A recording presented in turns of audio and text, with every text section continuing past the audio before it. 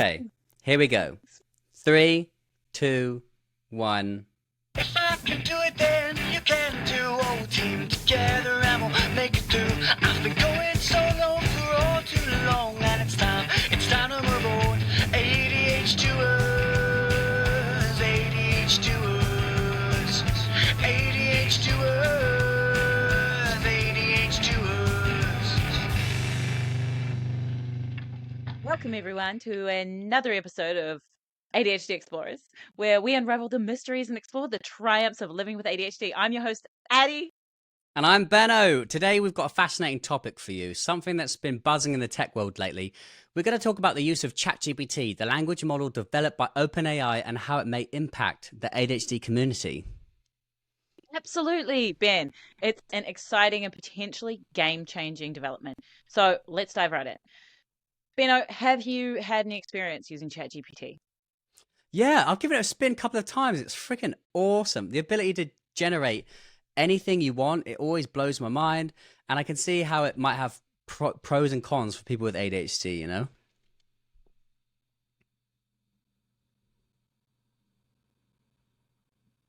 Yeah, definitely.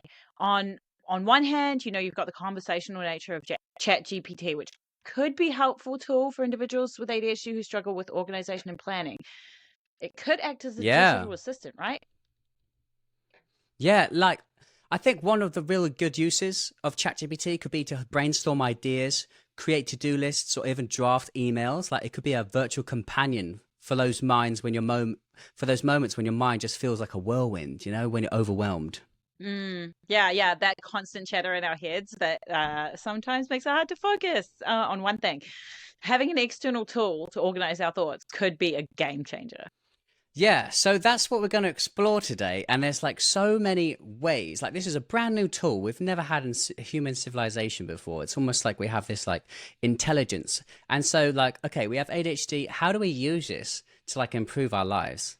And so we were doing some research and trying to think about what to do for this episode. We thought, right, let's explore all these different topics of like what makes it really useful for us. Like, for example, one thing that I found really useful to do with it is when I'm super overwhelmed, I don't know what I'm doing, how to prioritize my tasks, I write out everything I'm doing. I'm like, hey, I've got this going on, I've got this going on, I don't know which is more important. Can you make a schedule for me? And it can make a schedule, which is mind-blowing. Especially, it can make an ADHD-friendly schedule. And I think, you know, it's similar in the way to Google, in the same way that, you know, if you ask Google a bad question, it gives you a bad answer. I think that ChatGPT is a bit like that, you know, like if you give it a bad prompt, you'll get a bad prompt. So I really like doing prompts like you are an ADHD informed counselor and you're familiar with everything to do with ADHD. And I think if you like prefix your prompt with this kind of knowledge, it will understand the context that you're looking for. And I think that's been really useful. And an exciting thing is that within the next year, we're going to have voice assistants for ChatGPT. Like I know at the moment we're working with like iPhones as like an interface, you know, we've got this like touch screen, we've got like mice and we've got keyboards. But I think that one thing that we could be ready for is like how fluid its voice recognition is going to be and how it will be able to listen to us. And I think that within the next 2 years, a lot of people or most people will be controlling computers with their voice alone because it will be that reliable. And I think that if we can get ready for this point and like get good at using prompts now, then it will double the goodness for us. What's your experience with using it so far? Well, I haven't used it too much. I mean, I've used some of the AIs out there. Some of the work I do on the side, I'm doing like putting up blog posts and articles and stuff on the website of the company that I work for, or like writing emails and newsletters. And sometimes I just use it to help summarize things because it's really good at like we're really good at over explaining things, as ADHDers. We'll write like someone will ask for a paragraph and we'll write a novel, right? And so it's really good at helping us to like take the main points of what we've written down and like truncate that into something that takes up less space and time in people's brains. Yeah, the summarization. In fact, I heard one interesting use of ChatGPT. One guy went on his phone. I think he used like Google Record or something that is a good transcribe or any transcribing software, and he just talked his thoughts out for 30 minutes. And then he got all of that transcript, all of those words, pasted it into GPT and said, summarize this. And it summarized all of his thoughts. And he said that it could see into all of the nooks and crannies of his mind and really put it so succinctly that he was like mind blown. And I think that like that's a really good tool. Like I like to think of it as a kind of assistant rather than like a creator on its own. I think I like to think Like of it it's like taking over. I like to think about it like a collaboration with us. You know, I think that's a healthier way. For example, I know that we as ADHDers struggle with prioritization. And I think that did I talk about this already? I can't remember. But I think that when I'm overwhelmed, what I've been doing is writing down everything that's on my mind. Like, hey, I've got this project going on. I've got this project going on. I've got this project coming on. What do you feel like is most important? Or I say like what my values are. You know, I feel like if you rant it out, it can help put your thoughts kind of succinctly, which I think is really interesting. So for a prompt like that, you can say, hey, you are my personalized productivity assistant that's very familiar with ADHD and all of the symptoms and life lived with ADHD. And you can say, hey, make me my schedule for the week. I have this project to do. I have this work to do. I do it between these hours. The more information you can give is the better. Is better for it. So I think that's really interesting use case for I definitely think ChatGPT. it's better to think of it as, like you said, like a co-collaborator or like an assistant, as opposed to like it doing stuff for you. You know, like an assistant in some ways does do stuff for you, but they're there to like take away a lot of the like drudgery of things and like the menial, like, if I was to take that novel and shorten it to a paragraph, like that's a lot of like menial work of like, and then I need to get rid of this and get rid of this, as opposed to like the fun part of it is like coming up with the ideas, right? For me at least. So it's using it to help you, but not to like take over Run the everything show that you're doing. Yeah. I think it needs a bit of guidance. And I don't think it can do that ultimately. Like, you know, they say it can it's not at hallucinate the sometimes. point, at least. Sometimes you do need to say, Currently where it was can. that last And answer for actually good correct? reasons, Because at like, the for moment, example, like in a ChatGPT, human it's, like, thought pattern, limited knowledge. we have. Yeah, I think it's like April 2022 as we record this. But in a human, we have these like thought processes, like we review what we are thinking before we say it a little bit. And there are new models and there's new models which implement that like double checking of the answer before it pastes it. So it's really good to read through it and be like, okay, is this real? Is this like right? Is this good for me? Like it's good to have like a little bit of a critical eye at the same time. But in terms of like, there's so many more ideas I want to share that can be used. Like, for example, like implementing daily routines. You can say like, you are a habit implementation expert.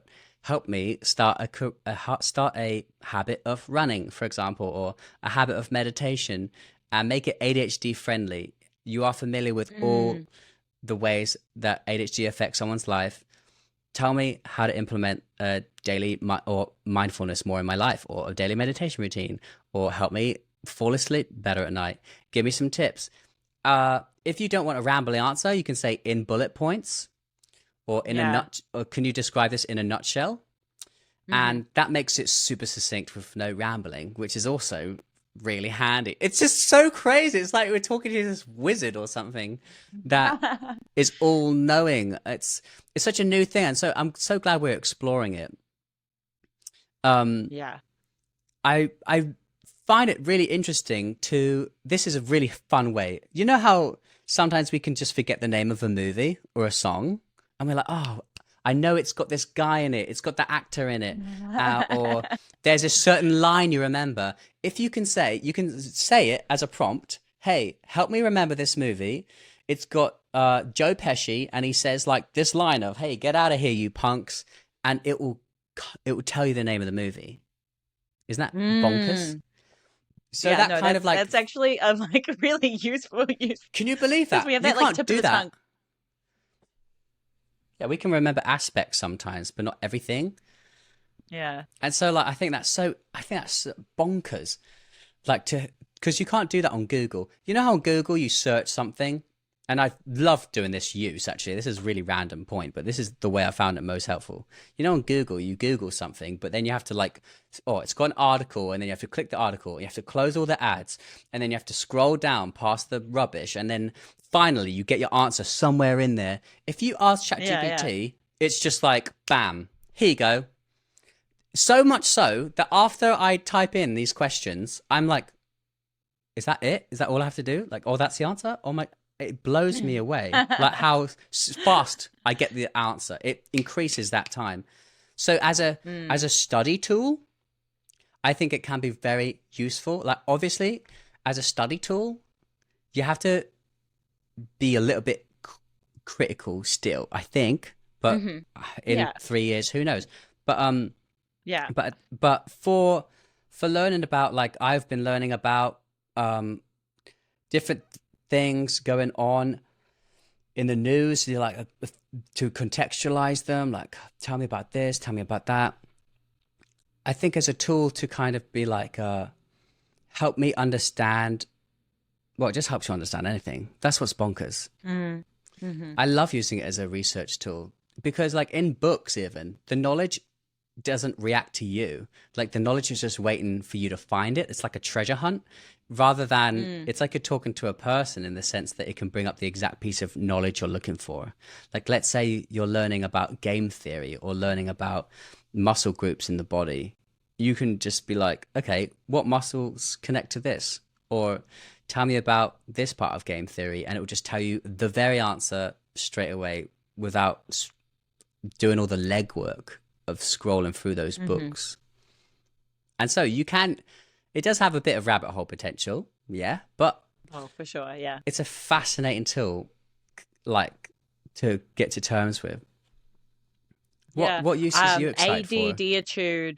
ADDitude Mag did an article on this. When did they post it? In July this year. Talking about some of the suggestions, and one of them is like you said, like a task manager and helping you to prioritize your to-do list, or just even like create a to-do list. A memory aid, so it's like because it logs and labels past conversations, you can refer back to them. So like in effect, it becomes like your notes. And like A memory. my Yeah, partner okay. uses it, like you said, with voice, and because he finds it a lot easier to like talk out his thoughts. And so yeah, he'll just like talk to the computer and ask it to like write out the prompt or whatever. And it like is essentially like working then as a dictator.